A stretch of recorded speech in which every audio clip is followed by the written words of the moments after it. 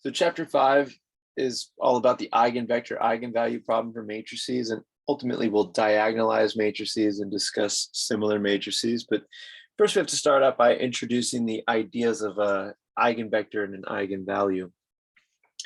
So down below, we'll use a more or less an intuitive example to step our way into this notion. We're given a 2x2 matrix A, a vector U and a vector V. And then we're asked to calculate A times U and A times V, the matrix vector products for each of those. And then we're asked to inspect each of these and see what's different or possibly interesting about one product over the other. So A times U, first row times the column gives us this value, and we add up the multiples. Second row times this column vector, when we add up those multiples, gives us this value. So you have -1 gets mapped, -1, 1 is mapped to -5, -1. So, okay, all right, that's nothing particularly interesting there, perhaps. A times 2, 1, first row times 2, 1 gives us a 4. The second row of the matrix times 2, 1 gives us a 2, or at least the dot product of the row vector times the column vector. We have the vector 4, 2. So 2, 1 maps to 4, 2.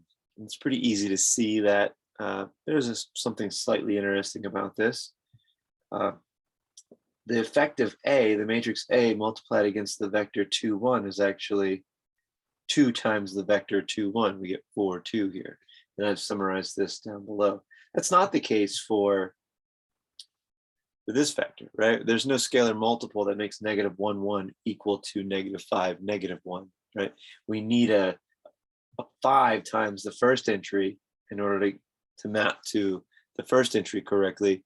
But if we multiply a 5 by the second entry, we don't match the second entry of the image vector.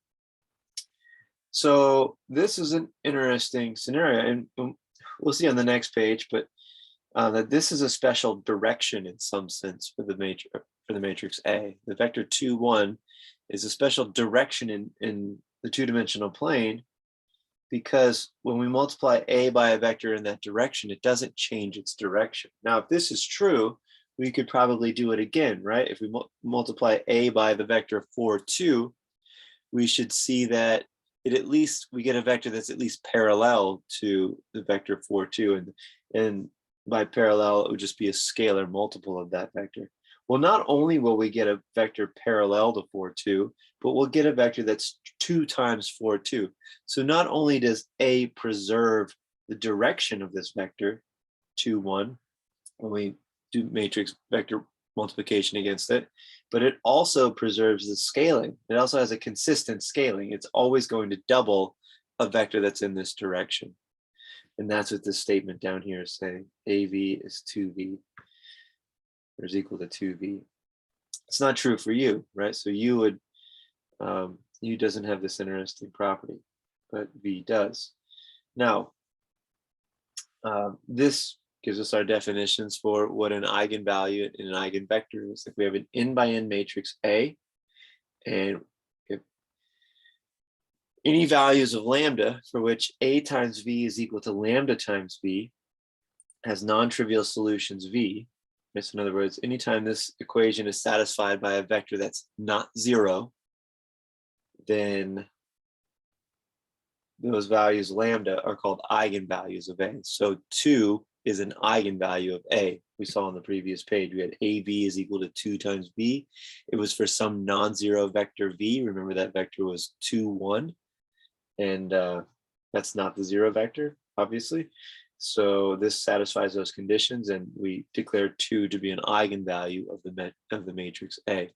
Now that vector 2, 1 that corresponded to the vector V, just to rewrite that down, remember that was the vector 2, 1. So that's its eigenvector. So eigenvalues and eigenvectors come in corresponding, we'll say pairs for now, but we'll see that an eigenvalue may have more than one eigenvector.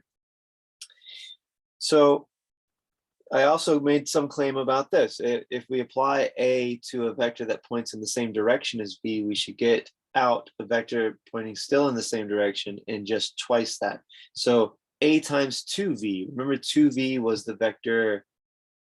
So remember we calculated it on the previous page. We saw 2v was equal to 4, 2. So when we plug in 2v here, the output of this should be A should have an effect of doubling the vector 2v. And that's exactly what's happening down below. When we carry out this multiplication, we get the vector 8, 4, which is 2 times the vector 4, 2. So once again, this matrix A, whenever we hand it a vector that's parallel to 4, 2, or in other words, a scalar multiple of 4, 2 or 2, 1, the vector it's going to return is just twice that vector, twice the input vector. And that's the essence of an eigenvalue eigenvector pair. This is always true. You see, it's if you happen to know that you were multiplying a matrix by its eigenvector, you wouldn't have to carry out all of the matrix product. You could just carry out this scalar product. That's a sort of a contrived example of what use an eigenvalue eigenvector pair can have, but we're going to see quite a bit more useful and more practical uses of these things. So the next example, show that 1 is an eigenvalue of the matrix A of the previous example. All right, so what they're claiming is this. They want us to show that this is true, that A times some vector W is equal to 1 times W. So if it's true, this should hold. We should be able to find some vector W for which this is the case. So what I'll do is I'll subtract W, the vector W, from both sides, right? That's what happens in this equivalence. Now, we know that I times W, I'll put a little note here, the identity matrix times W is just equal to W, right? So the reason I do that is now I can factor A minus I to the left of W, right? So the reverse of distributing. And I can write my left-hand side as this expression. Now, if we redistribute A minus I times the vector W, we'll get AW minus IW, and we'll have the line above. So this is okay, this is fine. We subtracted W from the right-hand side, so we have a 0 vector over there. And now we're considering A minus I. Well, we're looking for homogeneous solutions to the matrix, to the homogeneous solutions to the homogeneous system for the matrix A minus I. In other words, I've still left it more in a matrix equation form here. A minus I looks like this. Remember, A is 3, -2, 1, 0, reading it by rows. When I subtract the identity matrix from A, well, the only non-zero elements in the identity matrix are along the main diagonal, and those are 1s. So I just take all of A's main diagonal positions and subtract 1, and then subtract 0s in every other position. So that doesn't change the -2 or the 1 that we have otherwise. And the matrix that comes out of this, I'll write it as an augmented matrix, right? I have a column of 0s on the right, and whatever the arithmetic simplifies to for the coefficient matrix. And we have this augmented matrix, which in reduced echelon form looks like this. And when I extract my solutions from this, we see that W1 is equal to W2, and W2 is free, right? We only have one basic variable. We have a free variable from this column, that's W2. So we solve W1 in terms of W2, and we get that the vector W, well, I'll just choose, right? I choose any old vector here. I could have written W2 for each of these, right? So it's the same value, but I just chose W2 to be equal to 1 because it's free, right? And I'm just writing any old eigenvector down. And in this case, it's 1, 1. Notice that above, just for a brief clarification on this vector 4, 2 works as an eigenvector just as well as this vector does, right? Because A times 4, 2 is 2 times 4, 2 ultimately, right? This is what happens right here. A times 4, 2 yield 2 times 4, 2. So it doesn't matter which representation. Each eigenvalue will have infinitely many eigenvectors corresponding to it. We're going to talk about how to characterize that in just a moment. So I just chose W2 to be one of the simplest things I could. Now, if I could choose some free variables to be 0, without making my whole vector 0, then that's a suitable choice as well. But I can't do that in this case. If I chose W2 to be 0, then W1 would have to be 0, and I'd have the 0 vector right here. And we know that the 0 vector, right, non-trivial solutions, we cannot take the trivial solution to be an eigenvector. So anyway, we've chosen W to be 1, 1, and now we'll just show that 1 is in fact an eigenvector, right? So here I have A times the vector 1, 1, which explicitly is this. If we carry out this product, we'll see that this is 3, first row times the column vector, 3 times 1 minus or plus negative 2 times 1, which is a 1. And then the second row times this column is 1 plus 0, we get a 1. So the output of A times 1 is just 1, 1, which is 1 times 1. And we see that, yeah, this is actually preserved. In the middle of this thing right here is our statement that 1 is an eigenvalue of the matrix A. And notice we could do that for any vector, 2, 2, or 5, 5, any scalar multiple of a vector 1, 1, it would be completely sufficient to show this. So that leads to a good question. How do we know how many eigenvectors there are and which ones to choose to represent, and so on? Well, we just used a trick in the previous problem, and that was this. We built a homogeneous equation out of this eigenvalue eigenvector question of AV equals lambda V, or AX equals lambda X. And in our case, I believe we might have had a W in the previous example here as our vector, but that variable doesn't really matter what it is. It's just a notation. So what we're looking for when we look for eigenvalues is non-trivial solutions to the matrix, or to this homogeneous equation here. So in other words, we're just going to write A minus lambda I down as our homogeneous augmented system with a column of zeros on the right. And maybe sometimes we'll even skip the column of zeros on the right, because we know that, you know, and when we're done putting things in echelon or reduced echelon form, that we're dealing with a homogeneous system and everything's equal to 0. But I'll see that briefly. The set of all solutions to the matrix equation above is the null space of the matrix A minus lambda I. Remember that. So that's from chapter 4, we talked about null spaces. Set of solutions to the homogeneous problem, or non-trivial solutions, at least, or set of all solutions, actually. So this is a subspace. So what we'll end up calling this subspace is the eigenspace of A.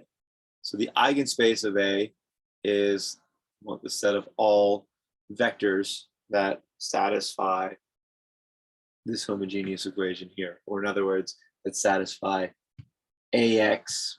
Remember, this is equivalent to AX equals lambda X. We resettle the terms on either side.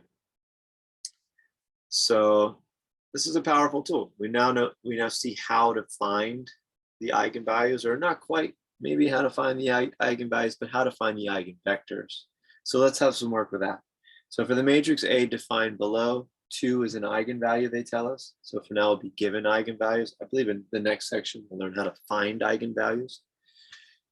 That's just to find a basis for the eigenspace of this eigenvalue. So basis for the eigenspace of this eigenvalue.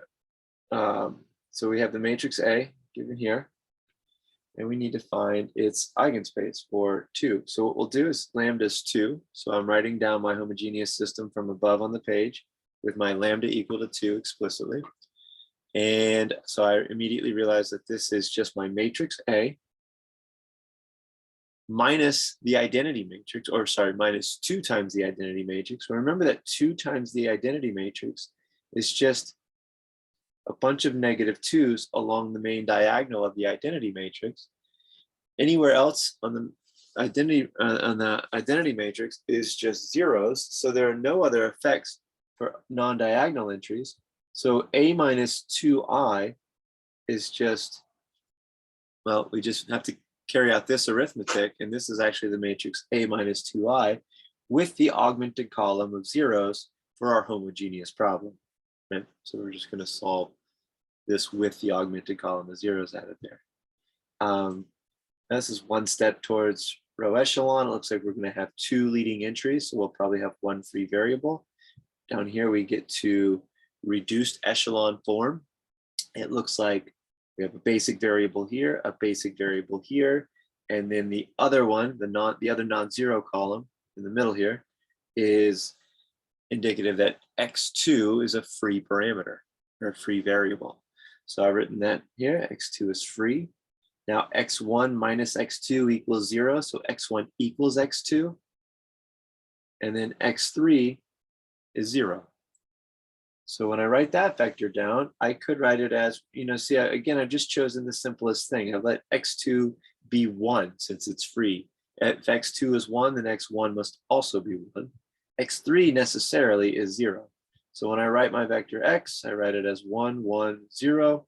But then I know that I could have chosen anything for x2. Or maybe I would have written this down as x2 here potentially, right? We might have said x2 and x2, and then let x2 be an r without that t multiple. But we're doing the same thing, that we would have factored x2 out of it. And I've just written x2 as a t for its free variable. Okay, what's more important is the structure here, and typically you'll choose free variables to just be 1.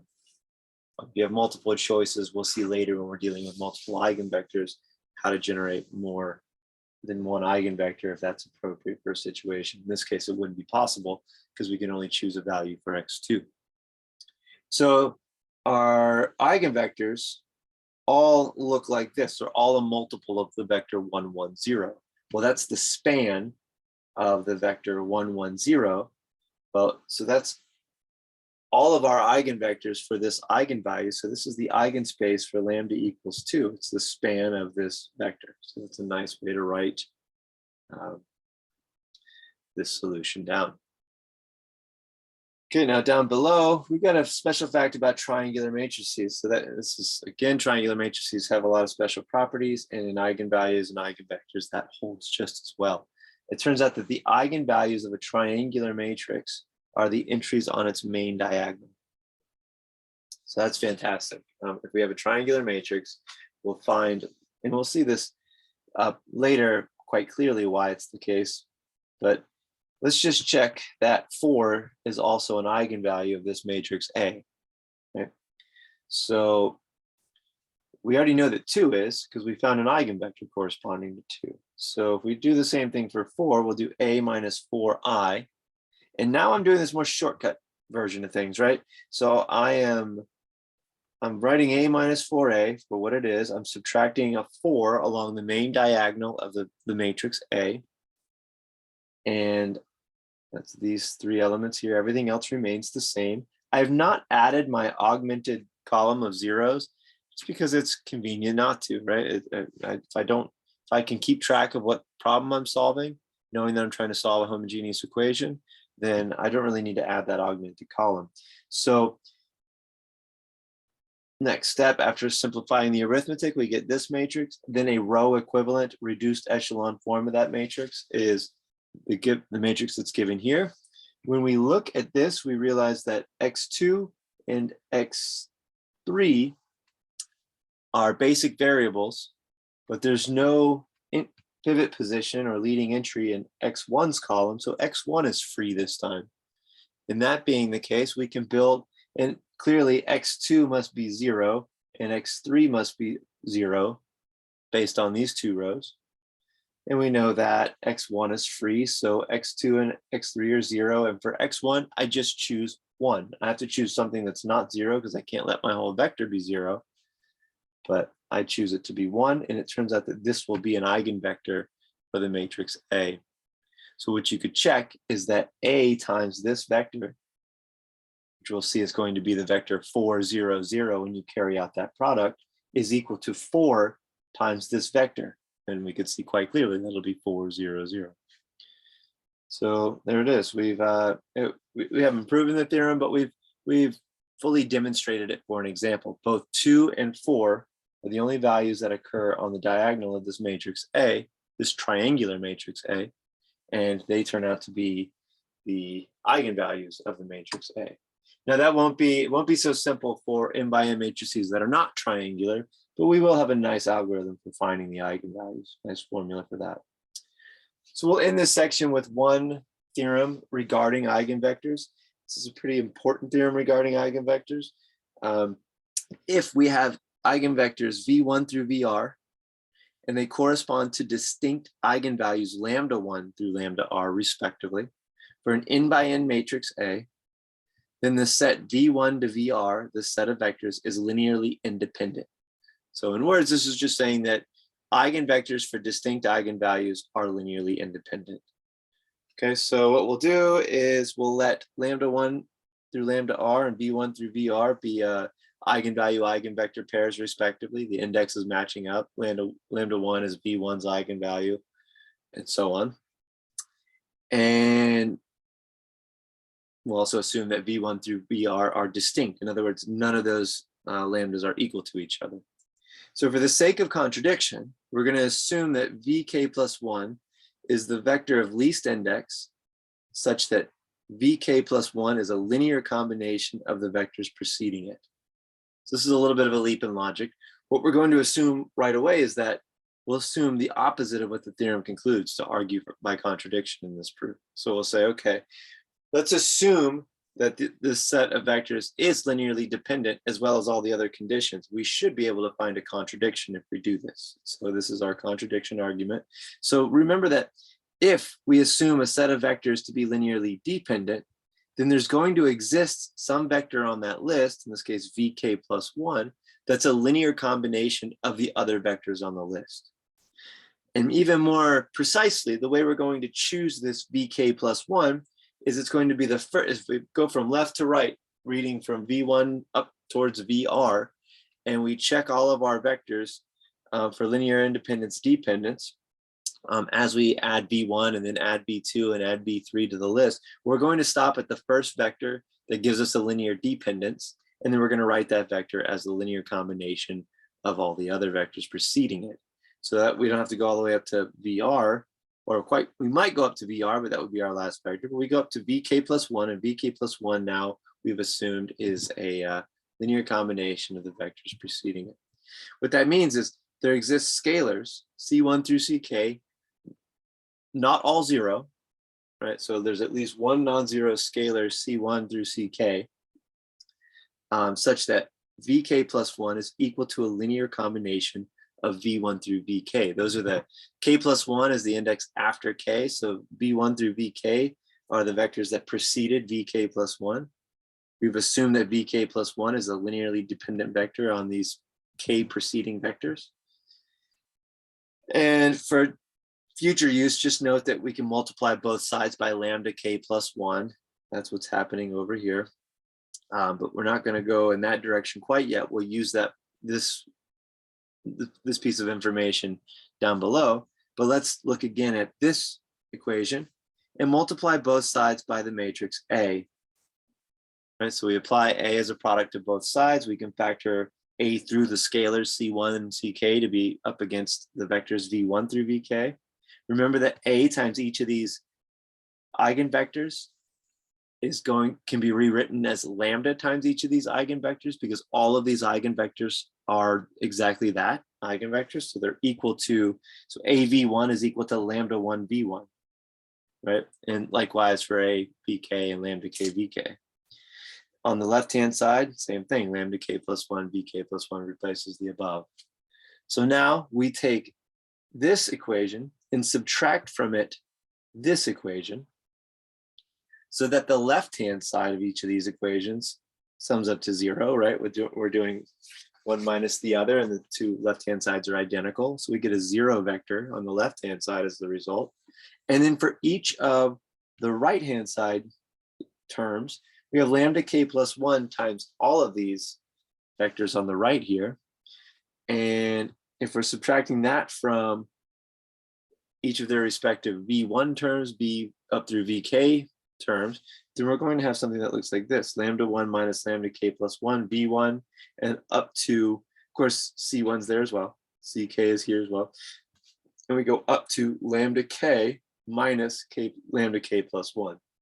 So every one of these, so this right hand side was we subtract from it all of these lambda k plus 1 times each of these C1, B1 up to CK, VK terms.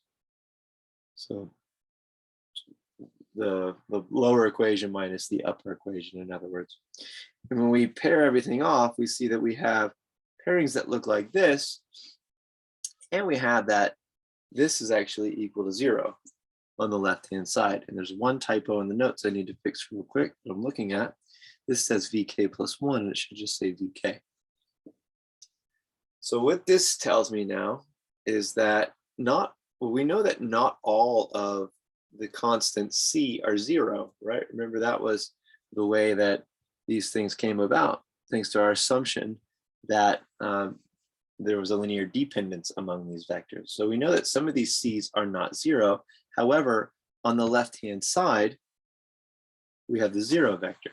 So there's some C, call it Ci, which is not 0, which means that in order for all of these to add up to 0, that Ci needs to be non-zero. It means that lambda I minus lambda k plus 1 has to be 0. So maybe if I was 1, then and C1 was non-zero, right? That was our non-zero C, then we would know that this part would have to be, this part of the expression would have to be 0.